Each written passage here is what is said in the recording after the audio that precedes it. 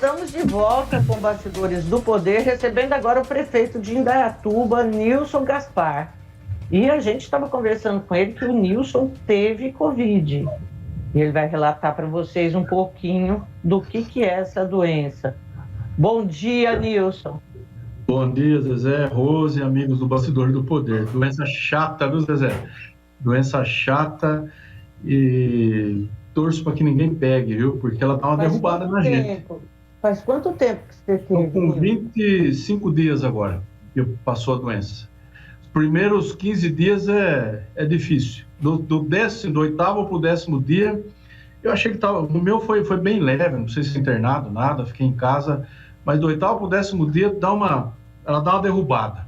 Aí você fica uns 3, 4 dias ruim, chega até ir para a cama, e impressionante no meu caso aqui, no 14º, no 15º dia parece que vira uma chavinha, e aí você acorda bom. Mas fica aquele mal-estar no final da tarde, zumbido na cabeça, perca de gosto, de olfato, paladar e olfato, essas coisinhas leves com anemia, mas já estou firme de novo aqui. Ai, meu Deus do céu, que bom que você está bem. A gente tem um vereador aqui em Campinas que está internado há mais de 20 dias, né, Rose? O professor Alberto, né? Tá, Rose, liga. É que eu pedi, eu ontem ele ia fazer uma traqueostomia, Zezé, e acabou cancelando porque ele acordou, o professor Alberto. Que bom. Deve estar sofrendo. Mas tá. E o problema maior, Rose, é o pós-Covid, porque é a recuperação. Pessoas que ficam internadas, são entubadas, essas depois tem que fazer um tratamento fisioterapêutico aí muito forte para restabelecer de novo aí, viu? E é chatinho, viu? Eu não desejo para ninguém, não. E olha, eu tinha sido vacinado no sábado, de acordo com a minha idade, e 3 dias depois, eu positivei. Já devia estar com a doença, eu vacinei sem saber que estava com a doença. Mas graças a Deus foi leve e a vacina me ajudou. Até aproveitar a audiência do programa de vocês aqui para passar essa informação. As pessoas estão escolhendo vacina, gente. Pois é, isso que eu ia te perguntar, porque eu fiquei escandalizada, o prefeito, eu fiquei escandalizada porque vocês fizeram uma repescagem no último sábado, em que vocês tinham mais de 4.800 pessoas inscritas para poder tomar vacina. E aí no sábado só apareceram 1.800, 60% de faltantes. Faltou quase 3.000 pessoas, Rose. Mas o que aconteceu? Por que o povo as pessoas, a história de escolher vacina. Muitos que foram convocados, entraram na fila e na hora de aplicar, porque a gente não divulga qual é a vacina, que tem no dia que vem para nós aqui. Na hora de aplicar, que vacina que é? É tal vacina. Então eu não quero. E aí não aplicava e ia embora.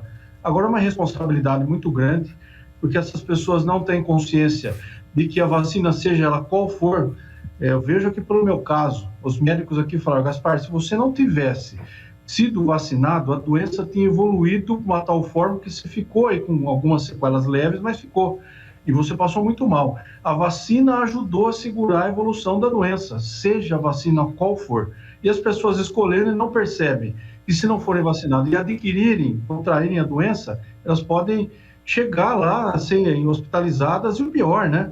Elas acabar lá parando no leito do UTI. Alguns até falam, tem leito do UTI? Não, gente, tem que trabalhar para não chegar lá no leito do UTI. Porque a hora que você chegar lá, no português, claro, aqui, você já está com o pé na cova. Então, as pessoas não têm noção, viu, Zezé? Não têm noção de responsabilidade e qual a importância de se tomar a vacina. Por isso que é importante, do dia da vacina, convocou, vá, tome, seja a que for, porque você já tem, se caso adquirir a doença, como eu adquiri, você já tem uma possibilidade de ter sintomas leves e não precisar de um tratamento mais específico, mais difícil, mais drástico.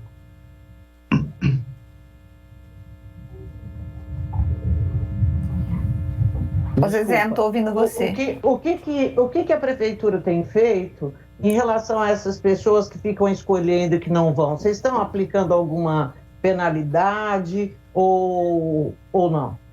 Ainda não, Zezé. O que nós estamos fazendo aqui? A pessoa que está no dia da vacina e a vacina é aquela vacina, não adianta, seja agora, seja lá na frente, vai ser a mesma vacina. Não vai mudar isso aí, vai o dia da vacina dela, porque a vacina veio específica para aquele número de pessoas naquele dia. Então a vacina dela está reservada. Agora, se continuar esse tipo de atitude, aí vamos ter que fazer como o Campinas fez, soltar um decreto aí, jogar esse pessoal para o fim da fila e vão esperar. Mas nós vamos agora tentar fazer uma repescagem para frente e tentar conscientizar que a vacina é importante para as pessoas poderem se imunizarem e evitar o mal maior, que é a evolução da doença. Porque esse tipo de atitude acaba atrasando, né, o prefeito, a cobertura vacinal, né? Porque quanto mais a pessoa falta hoje. Gente, eu fiquei escandalizada. Agora, prefeito, o senhor estava falando de sequelas, né? Os prefeitos que a gente tem entrevistado, além de terem gastado assim, uma verba imensa por conta dos leitos de UTI, vocês não receberam nenhuma ajuda do governo federal esse ano, diferentemente do que aconteceu no ano passado, vocês entram agora com a vacinação uma nova fase da doença, que é a história do tratamento dos sequelados, vamos assim dizer. O senhor já está prevendo isso no município? Nós já fazemos, viu, Rose? Aqui nós já implantamos desde o início da pandemia, nós implantamos aqui um projeto que chama Programa Vencer, onde as pessoas que saem sequeladas e sequelas mais graves, até as mais leves, nós criamos dentro da nossa estrutura de esporte, junto, atrelado à saúde, programas de recuperação, de fisioterapia, de ginástica, de todas as modalidades possíveis e permitidas para recuperar essas pessoas. Tem dado muito certo, inclusive com psiquiatras e todo um tratamento aí para trazer essas pessoas de volta à normalidade. Então já faz um tempo já que a gente já faz aqui em Indaiatuba. Gente, eu estou desligando o microfone toda hora porque eu tenho uma cachorra que é uma bocuda. Ela vê alguma coisa, o trem já abre o bocão e fica vazando aqui no programa. Não é fácil, não. Olha aí. Prefeito, Indaiatuba viveu, como a região metropolitana inteira, né, momentos assim extremamente difíceis, né, de leitos esgotados e tudo mais. Essa situação, quando o senhor olha, quando as autoridades de saúde do município olham hoje, eles veem possibilidade disso acontecer de novo por causa dessa variante Delta que está rolando? O que seus técnicos têm dito acerca disso? Zé, nós temos conversado muito aqui. Você vem em Indaiatuba, nós criamos uma estrutura robusta de saúde. E, na verdade, nós construímos aqui praticamente um novo hospital, com 210 leitos. E nós chegamos num ponto aí de ocupar uma boa parte. Todo esse planejamento foi para os próximos 8 a 10 anos de crescimento e desenvolvimento da nossa cidade, porque aqui nós fazemos um planejamento de 10 em 10. Então, nós calculamos que vai precisar de creche, escola, hospital, posto de saúde, malha viária, segurança, abastecimento, enfim. Nós já temos em Indaiatuba, já até 2030 faz a filtragem, e vai fazendo de 4 em 4. E esse hospital novo já está pronto agora, para o crescimento de 10 anos. Nós chegamos a ocupar praticamente 70% desse prédio. Por que não avançou mais? Porque não é o problema nosso aqui de estrutura. Nosso problema se tornou como é o problema da maioria dos municípios. Mão de obra escassa, médicos, enfermeiros, fisioterapeutas, intensivistas, plantonistas, pessoas aí habilitadas para poder estar atendendo na questão Covid e outras demandas, porque não é só Covid, tem o infartado, tem a pessoa que tem câncer, diabético e tudo mais aí. Então você tem que levar as duas coisas junto. O que nós temos conversado? Nós estamos aguardando esses últimos 15 dias. Agora teve o feriado do dia 9 e até o final desse mês. Inclusive, nós até adquirimos leitos fora da cidade, que vai o contrato até dia 31. Falei ontem com a secretária de saúde, eu falei, vamos aguardar até o final desse mês. Se a coisa estabilizar, a gente volta aqui para Indaiatuba. Se não, a gente prorroga mais esse atendimento em hospitais da região onde a gente adquiriu o leito. Então, vamos aguardar até o final do mês. A tendência com a vacinação, se as pessoas tiverem responsabilidade, se vacinarem, é estabilizar, como já está estabilizado, e regredir. Agora, precisa também que cada cidadão faça a sua parte também, porque o poder público sozinho, os médicos e todo mundo aí, não vão conseguir resolver se as pessoas também não tiverem consciência. Prefeito, Indaiatuba teve que cancelar cirurgias eletivas e esses atendimentos que eram já agendados por conta da Covid? E se sim, como que vocês estão planejando voltar esse atendimento? Tivemos que cancelar, Rose, porque toda a nossa energia foi para atender as pessoas em caso de urgência e emergência e principalmente os casos Covid. Até postos de saúde, 2 postos de saúde que tinham poucos atendimentos, nós remanejamos esses atendimentos para outros postos e pegamos toda aquela equipe dessas unidades de saúde e colocamos aqui na linha de frente para atender essas pessoas. Então, nós tivemos que fazer todo esse remanejamento aí. Agora, os atendimentos, já estamos com o plano B aqui praticamente pronto, e à medida que for reduzindo e for diminuindo as internações, nós já voltamos uma boa parte das cirurgias eletivas, mas agora é fazer o atrasado, né? Que doenças que antes eram fáceis de resolver, elas se agravaram por conta todo esse tempo. Nós estamos há um ano e pouco, aí, quase 1 ano e meio, restrito somente à Covid. Então agora nós estamos aqui planejando, inclusive nós vamos até o final desse ano, um pouco menos até, já lançar mutirões e nós estamos aqui planejando um poupa-tempo da saúde. Tem um atendimento que é um negócio ágil e rápido, então nós estamos com um projeto para a gente fazer um poupa-tempo da saúde aqui para fazer a coisa caminhar e a gente poder reduzir ou diminuir essas filas para que a gente possa fazer um atendimento digno da população.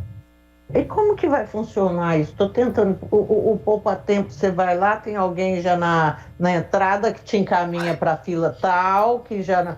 Como é que é isso, prefeito? Não, tudo por agendamento, Zezé. Nós já temos aqui todo o nosso quadro aqui. Aqui nós estamos bem avançados na informatização aqui da prefeitura. Inclusive, temos a consulta por videoconferência, que evoluiu muito e até os lados positivos da pandemia que fez todo mundo se mexer. E aqui nós fizemos a teleconsulta, que é uma modalidade que não regride mais, ela vai ficar para sempre e a tendência é só aumentar. E desafoga as unidades de saúde. Mas aqui tudo desafoga mesmo, prefeito, porque desafoga. O prefeito de Campinas também pensa nessa telemedicina, nesse teleatendimento. Como é que é? Você tem uma central com clínicos gerais, é isso? Isso, ela entra pelo site da prefeitura e ela entra numa fila lá de atendimento. Até está tanto que nós estamos aumentando o número de médicos para fazer esse teleatendimento, porque começou a ter um tempo de espera, eu considero aí um pouco demorado, que eu quero que atenda rápido. Que a pessoa Qual que é o tempo de espera hoje, prefeito? Está demorando de 15 a 20, até mais, um pouquinho mais, chegou até 30 minutos, então eu quero que seja rápido isso aí. Então nós temos que aumentar o número de profissionais também para o atendimento. A dificuldade... E é eficiente, prefeito? É eficiente. Tipo assim, é possível diagnosticar por meio desse... Inclusive a receita sai também, viu? Tudo? Digital, sai tudo. A pessoa já imprime na casa dela, já com lá o carimbo digital, com CRM, com tudo. Então, funciona muito bem. Por isso que eu falo, não regride mais isso aí, só vai evoluir, vai desafogar muito o sistema de saúde. Mas eu quero que seja rápido. Eu fico pensando, porque tanto eu quanto a Rose, a gente é uma negação em consulta médica. Sim, tudo atrasado, exames, uma vergonha. Nem poderia estar falando isso aqui, tão vergonhoso que é. Mas eu imagino que as pessoas, os pacientes, eles têm preferência pelas teleconsultas, porque isso ia salvar a minha pátria.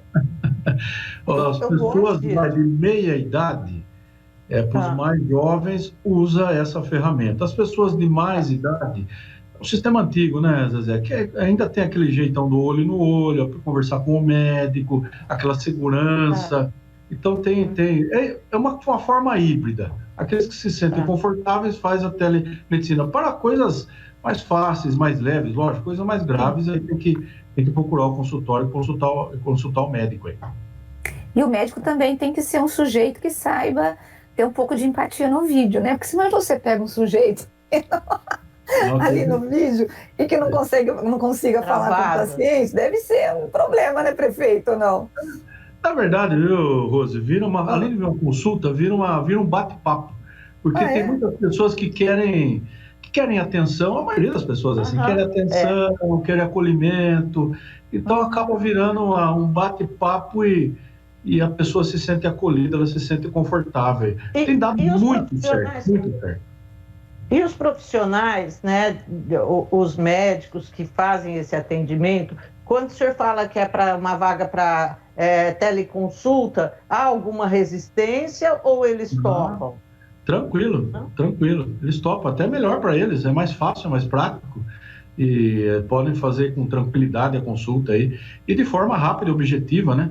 Então, tem dado muito certo, a produção está muito boa. Que bom, prefeito. Em relação a esse mutirão de saúde, que o senhor falou, que vocês devem lançar aí nos próximos, acho que talvez nos próximos meses, eu não sei quando que vocês devem começar, próximas semanas. Quais são as doenças que têm mais gargalo? Quais são os tipos de atendimentos que o senhor percebe que em Indaiatuba precisa ser urgente? O senhor já tem esse diagnóstico aí? Já tenho o diagnóstico, só não estou com eles em mãos aqui, mas são mais ou menos. Especialidades, diabéticos, pessoas que têm problemas aí de coração, cardíacos, tem muito cardíaco, ou problemas oncológicos. Nós criamos aqui um centro de oncologia, agora estamos batalhando junto ao governo federal e também ao estado para trazer a quimioterapia aqui para nossas, já que nós já fazemos cirurgias oncológicas, mas nós estamos dependendo ainda da região para a gente fazer os tratamentos quimioterápicos. Então, estou lutando para trazer para Indaiatuba, porque tem que ser muito rápido isso aí. Se você fizer a cirurgia oncológica e demorar para você fazer a quimioterapia, você acaba perdendo, e a metástase ela acaba prejudicando a pessoa. Então, nós estamos batalhando muito para isso aí. Mas tem várias especialidades que nós queremos aí trabalhar muito forte para que a gente possa atender bem rápido a nossa população. Prefeito, bom, com essa história da Covid, acho que os municípios, de uma maneira geral, porque a gente tem conversado com os prefeitos, não conseguiram pensar em outra coisa. E assim, foi uma situação diferente, a situação desse ano, da vivida no ano passado, porque no ano passado ainda o governo federal mandou recurso, né? E esse ano foi aquela coisa, olha, se vira numa situação até pior do que em 2020. O senhor teve que remanejar dinheiro, o senhor teve que deixar o que de lado para poder dar conta desse gasto extra que a Covid demandou? Como eu te disse, Zezé, aqui nós trabalhamos com planejamento. E dentro do planejamento, aqui eu já tenho os 4 anos do meu mandato, eu criei um modelo aqui que chama P4. Cada secretaria, cada secretário, de forma digital, ele sabe, dentro do seu PPA e dentro do planejamento, do plano plurianual, o que vai ser feito e quando vai ser feito, o dia da requisição, o dia da licitação, o dinheiro já reservado para isso. Então, a gente trabalha com os pés no chão e com planejamento a médio prazo, a médio e longo prazo.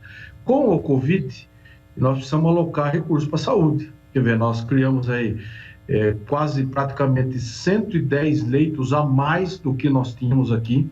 Então, isso gera uma demanda orçamentária muito grande. Tivemos que comprar leitos fora medicamentos e kits que nós entregamos gratuitamente à população. Então, isso trouxe uma demanda muito grande e de investimento na área da saúde, porque nós não podemos deixar ninguém de ser atendido. Com isso, eu tive que refazer esse nosso PPA e algumas obras que não precisam ser feitas também de imediato, nós acabamos segurando reformas. Eu ia fazer recap na cidade, acabei dando uma segurada. Então, obras assim, que dá para a gente conviver, dá para adiar, para a gente poder fazer aporte de recursos para a saúde. Agora, eu espero que acalme, que as pessoas se vacinem e que isso volte ao normal e que a gente possa depois resgatar mais para frente, aí, de acordo com o andamento da arrecadação, que esse ano ela tá estabilizada. No passado eu estava um pouco preocupado por conta da queda aí do comércio e tudo mais, do setor produtivo, mas esse ano entrou com tudo, entrou com força. E nós estamos já com as contas equilibradas aqui em Indaiatuba. Inclusive, nós fizemos um refis, várias pessoas que estavam com as contas atrasadas, fizemos por 6 meses, prorrogamos por mais 6 meses agora, com prazos extensos para eles quitarem suas dívidas. Então, isso faz a economia girar e dá oportunidade para as pessoas e acaba um ajudando o outro, o poder público ajudando a iniciativa privada. Agora, prefeito, todas as cidades tiveram que fechar o comércio e principalmente o setor de serviços, né, e comércio, os dois setores foram os que mais sofreram. O senhor pretende preparar algum plano de retomada da economia para Indaiatuba? Quais são os incentivos que vocês vão dar para esses setores que mais sofreram? Aqui, Rosa, além de nós prorrogarmos aí, eu não posso isentar, porque é lei de responsabilidade fiscal. Mas tudo que eu pude fazer de prorrogação nós fizemos. Aqui eu conversei muito com a Associação Comercial, muito parceira nossa aqui, conversei muito com os comerciantes e nós achamos uma fórmula de juntos aqui a gente vencer, evoluir, avançar nessa questão da pandemia. Porque levar a ferro e a fogo, eu entendo, Nilson Gaspar, prefeito aqui, pessoa da nossa cidade de Indaiatuba aqui, lockdown não é solução. Lockdown traz um prejuízo muito grande para todos. Eu acho que tem que ter regras e a gente orientar e cumprir essas regras. Então, nós trabalhamos dessa forma, que de uma forma tranquila, de uma forma onde é que a gente se ajudou, tanto o comércio quanto o município, de acordo com as regras do governo do estado e de acordo com as orientações do Ministério Público também.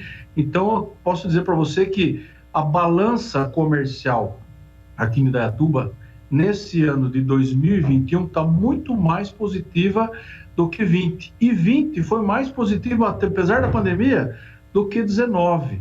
Então, comércios abriram muito mais, indústrias, já vieram 31 indústrias para Indaiatuba, prestadores de serviços. Então, isso mostra que a cidade tem uma infraestrutura e que o nosso modelo de gestão aqui tem dado certo, graças a Deus. Bom, prefeito, o senhor falou que a arrecadação deu uma recuperada. Aonde que recuperou? ISS, ICMS? O que melhorou assim para impactar na arrecadação? O Fundeb, a economia brasileira reagiu de forma positiva. ICMS, que é a nossa maior receita hoje, Zé, e o ISS também arrecadou bastante. ITBI, porque o mercado imobiliário aqui em Indaiatuba está muito presente, está muito forte. É uma receita que também foi além do que a gente estava esperando. E a dívida ativa. A dívida ativa aqui em Indaiatuba com o Refis, muita gente quitou e honrou seus compromissos aqui. Porque o IPTU não é a principal receita nossa. Hoje o IPTU, às vezes ele é a segunda, às vezes é a terceira e às vezes chega até a ser a quarta receita, de acordo com essas receitas que vêm tanto do governo federal como do governo do estado. Mas hoje ICMS é a principal receita do município. Olha, essa história que o senhor está falando do ITBI, eu não sei onde que foi que eu li uma matéria falando que, em função da pandemia, Indaiatuba foi escolhida, assim, pelo paulistano, principalmente, como a principal cidade para ele vir. Indaiatuba, Itu, para comprar imóvel e para trabalhar desses lugares. O senhor pode passar para a gente, assim, o quanto que teve de acréscimo no ITBI, o que isso representou, só para a gente ter uma ideia melhor de como foi essa movimentação lá? Na verdade, o que aconteceu? Como caiu os juros bancários, as pessoas que tinham dinheiro guardado, a maioria delas investiram em imóvel. Imóvel é uma coisa que sempre valoriza, né? E não só em Indaiatuba, mas Jaguariúna, também Campinas, Valinhos, Vinhedo, várias cidades da região. Itu, uma cidade muito procurada, Salto aqui do lado também, e Asfalto, que é bem próximo aqui também. Então, as cidades acabaram recebendo muitas pessoas, principalmente da região de São Paulo, tanto de São Paulo como da região metropolitana aí de São Paulo. E o mercado imobiliário aqueceu muito aqui na nossa região. Nós não aumentamos nenhuma alíquota do ITBI, mas aumentou muito a arrecadação por conta desses imóveis que foram adquiridos. Eu posso dizer para você que o crescimento da nossa cidade, ele variou de 3% a 5% no ano passado e vem se mantendo dessa forma aqui. Mas aqui, Zezé, nós fazemos assim, muito planejado. Indaiatuba não tem favela, todos os empreendimentos imobiliários aqui, além de entregar pronto, com tudo, com rampa para deficiente, com paisagismo, iluminação, água, esgoto, asfalto e tudo mais, ainda tem a contribuição para o fundo de habitação. Esse recurso do fundo, eu construo casas populares, inclusive nós estamos com a construção aqui de 1.608 casas para as pessoas mais carentes da cidade. Então, a gente vai usando esse desenvolvimento para estar ajudando as pessoas. E também, agora na pandemia, nós criamos um projeto aqui que chama Renda Mínima, que a gente ajuda aquelas pessoas que estão inscritas no cadastro único do governo federal, são quase 5 mil pessoas em situação de vulnerabilidade, e eles podem receber até R$190 por mês, além de cesta básica e toda a ajuda que a gente dá. Agora, prefeito, o senhor já meio que respondeu parte da pergunta. O senhor falou que o crescimento de Indaiatuba foi de 3% a 5%. Aí o senhor falou que uma das exigências é entregar os empreendimentos planejados, justamente para não ter nenhum problema com infraestrutura, para que aquele morador não fique, por exemplo, sem o asfalto, sem a creche. A cidade, em outros aspectos, ela está preparada para absorver essa demanda crescente de novos moradores, com escola, com posto de saúde? O senhor está preparado ou vai chegar uma hora que vocês vão dizer, não dá mais? Não, nós estamos tudo aqui dentro do planejamento, né, Zezé? A gente, por exemplo, quando eu assumi em 2016, eu restringi novos empreendimentos, porque tinha vários aprovados. Falei, então vamos reorganizar, vamos arrumar nossa estação de tratamento de esgoto, que hoje trata 100% com foco para crescimento por mais 10 anos, vamos terminar a nossa barragem que está pronta, que até tem um parque ecológico maravilhoso que foi construído em torno dela, vamos melhorar o sistema de abastecimento, porque nós estamos num ano de crise hídrica. E eu já, como superintendente de autarquia, eu já passei isso em 2014, então eu já senti na pele o que é. Então vamos reestruturar toda a nossa cidade em educação, em saúde, construímos um novo hospital, postos de saúde, escolas. Dentro do planejamento agora, nós temos aí algumas escolas para ser construídas, complexos educacionais que já está em andamento para atender de 1.500 a 2.000 alunos nesse complexo. Então está tudo dentro do planejamento para o crescimento e desenvolvimento. Se houver algo diferente, a gente repensa e, se for o caso, suspende novamente essa evolução aí dos empreendimentos imobiliários. Mas dentro do planejamento, hoje está seguindo aquilo que a gente estudou para o crescimento sustentável da cidade, para toda essa demanda de pessoas que estão vindo para cá. Qual que é o problema que Indaiatuba tem, prefeito? Tem problema, morador de rua beleza. Morador de rua é um problema sério. Você tem? Tem, e eu vou te falar, Zezé, nós temos aqui um projeto que chama Comunidade Farol, tem 100 pessoas assistidas, tem horta, tem tudo, eles moram lá e se reabilitam, inclusive tanto masculino quanto feminino. Nós temos CAPs, temos CREAS, nós damos refeição, tratamento psicossocial, mas tem um probleminha sério, o pessoal não quer sair da rua, não. Por quê? Pessoas de bom coração dão dinheiro em semáforo, dão marmitex, e aí o pessoal tem cobertor, tem tudo, então eles não querem sair da rua. Então nós temos essa dificuldade aqui de convencimento para esse pessoal sair da rua, para a gente dar oportunidade para resgatar ele, para ele voltar para a vida. Mas quando ele tem tudo, só que aquele dinheirinho do semáforo, aqui se você visitar aqui em Indaiatuba, você vai ver no semáforo, está escrito lá, não dê esmola em todos, mas não adianta. O pessoal ajuda, mas o dinheiro não vai para ele se melhorar a vida dele, vai para álcool, vai para droga e vai para fazer... Isso que eu ia perguntar. Se o senhor tem um censo dessa população aí e qual é o maior problema que levou essa pessoa para a rua? Aqui é álcool e droga também, aí é a mesma coisa. Álcool e droga, e a facilidade de morar na rua também, não tem compromisso, não tem responsabilidade. Aqui nós temos hoje na rua 85 pessoas na rua, fora as que estão sendo assistidas. Mas o problema é que as cidades uma vão empurrando para a outra. Se cada um resolvesse o seu problema, não teria aumento de tanto aí, pessoas na rua. Agora, pandemia também, depressão, o cara perdeu o emprego, tem uma série de fatores que acabam levando ele para a rua. O duro nós temos que trabalhar para ele não chegar na rua, Zezé, porque para tirar depois é difícil, não é fácil. Vocês têm recebido desses moradores, desses 100 moradores, muitos são de fora ou todos são de Indaiatuba? Vários de Indaiatuba e alguns de fora. Os de fora a gente tenta conversar e quando ele concorda, a gente até... Recambia, né? A gente ajuda ele a voltar para a cidade dele. Vou te dar um exemplo. Tinha uma mulher com dois rapazes aqui. Ela estava grávida, inclusive, da Bahia. E ela quis voltar para a Bahia, a gente colocou ela dentro do ônibus. Você der o dinheiro também, não volta. Colocou dentro do ônibus, ela foi para a Bahia, ficou 2 meses, aprontou lá com a família e voltou, está aqui em Indaiatuba de novo. Então é difícil, gente. Não é fácil. O prefeito conhece até os personagens, quem é quem. E até o RG. É um barato isso, assim, mas eu acho que essa familiaridade, assim, com a cidade, com tudo, que permite ver as necessidades, né? Você anda na rua, prefeito? Você anda muito na rua aí? Eu fico na rua o dia inteiro. Gabinete é só problema, rua é solução.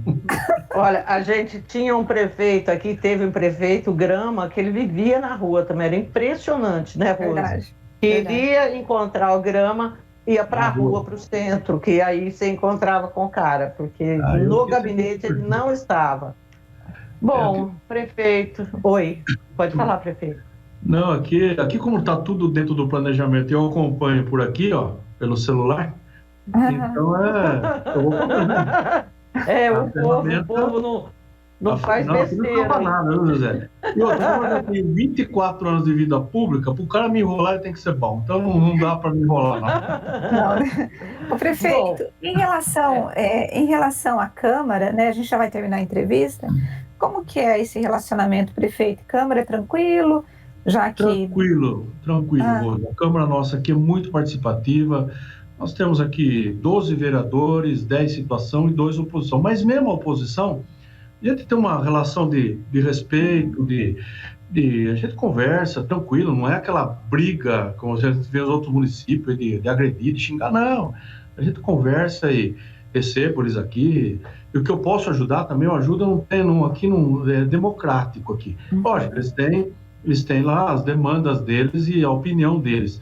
Mas a maioria dos projetos, eles até votam favorável. Então, uma oposição, aqui digo, consciente. E a Câmara, ela é muito participativa aqui.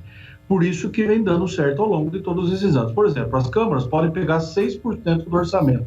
A nossa Câmara, acho que é a mais econômica do país. Ela gastou 1% no ano passado e devolveu ainda o dinheiro... Inveja, prefeito. No imposto de renda. Então, ajudou no Covid ainda.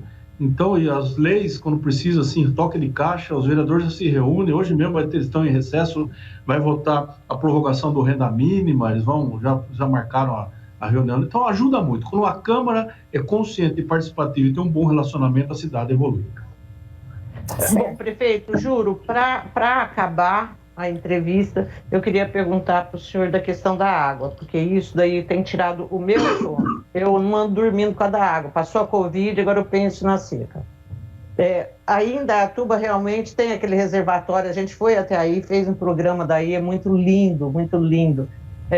Esse reservatório é a saída, garante essa seca o ano que vem? Na verdade, esse reservatório foi construído para atender o crescimento e desenvolvimento da Indaiatuba pelos próximos 20 anos.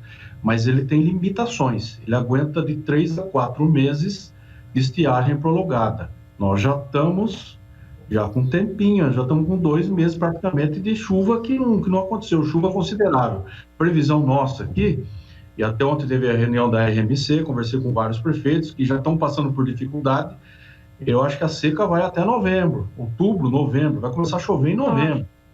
Então, vai ter problemas. Cidades vizinhas a nossa aqui, como Salto e Itu, já estão passando por dificuldades aqui. Nós aqui, por enquanto, estamos tranquilos, está estabilizado, mas nós já estamos com campanhas para economizar, porque em 2014 precisamos fazer um rodízio.